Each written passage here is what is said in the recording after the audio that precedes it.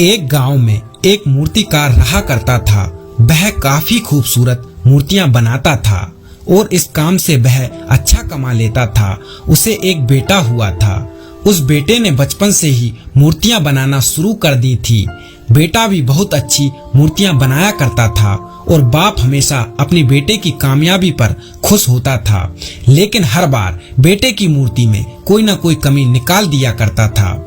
वह कहता था, बहुत अच्छा किया है, लेकिन अगली बार इस कमी को दूर करने की कोशिश करना। बेटा भी कोई शिकायत नहीं करता था। वह अपने बाप की सलाह पर अमल करते हुए अपनी मूर्तियों को और बेहतर करता रहा। इस लगातार सुधार की वजह से बेटे की मूर्तियां बाप से भी अच्छी बनने लगी और ऐसा टाइम भी आ गया, लोग बेटे की मूर्ति को बहुत पैसा देकर खरीदने लगे, जबकि बाप की मूर्तियां उसकी पहली वाली कीमत पर बिकती रहीं। बाप अब भी बेटे की मूर्ति में कमियां निकाल ही देता था, लेकिन बेटे को अब यह अच्छा नहीं लगता था और वह बिना मन के कमियों को स्वीकार करता था, लेकिन फिर भी अपनी मूर्तियों में सुधार कर ही देता था। एक टाइम ऐसा आया जब बेटे के सब्र ने जवाब दे ही दिया। बाप जब मूर्तियों में कमियां निकाल रहा था तो बेटा बोला, आप तो ऐसे कहते हैं जैसे आप तो बहुत बड़े मूर्तिकार हैं। अगर आपको इतनी ही समझ होती तो आपकी मूर्तियां इतनी कम कीमत में नहीं बिकती।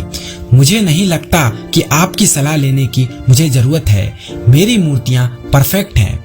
बाप ने बेटे की यह बात सुनी तो उसने अपने बेटे को सलाह देना और उसकी मूर्तियों में कमियां निकालना बंद कर दिया। कुछ महीने तो वह लड़का खुश रहा, लेकिन फिर उसने नोटिस किया कि लोग अब उसकी मूर्तियों की उतनी तारीफ नहीं करते जितनी कि पहले किया करते थे और अब उसकी मूर्तियों के दाम भी बढ़ना बंद हो गए। शुरू में तो बेटे को कुछ समझ नहीं आया, लेकिन फिर वह अपने बाप के पास गया और उसे इस समस्या के बारे में बताया। बाप ने बेटे को बहुत शांति से सुना, जैसा कि उसे पहले से पता था कि एक दिन ऐसा भी आएगा। बेटे ने भी इस बात को नोटिस किया और उसने पूछा, क्या आप जानते थे कि ऐसा होने वाला है? बाप ने कहा, हाँ, क्योंकि आज से कई साल पहले मैं भी इस हालात से टकराया था। बेटे ने सवाल किया, फिर आपने मुझे समझाया क्यों नहीं? बाप ने जवाब दिया, क्योंकि तुम समझना नहीं चाहते थे। मैं जानता हूँ तुम्हारे जितना अच्छी मूर्ति मैं नहीं बनाता। ये भी हो सकता है कि मूर्तियों के बारे में मेरी सलाह गलत हो। ऐसा भी नहीं है कि मेरी सलाह से भी तुम्हारी मूर्तियां बेहतर बनी हों, लेकिन जब मैं तुम्हारी मूर्तियों में कमियां निकालता था तब तुम अपनी बनाई हुई मूर्तियों से सेटिस्फाई नहीं होते थे। तुम खुद को बेहतर करने की कोशिश करते थे और वही बेहतर होने की कोशिश तुम्हारी कामयाबी का कारण था।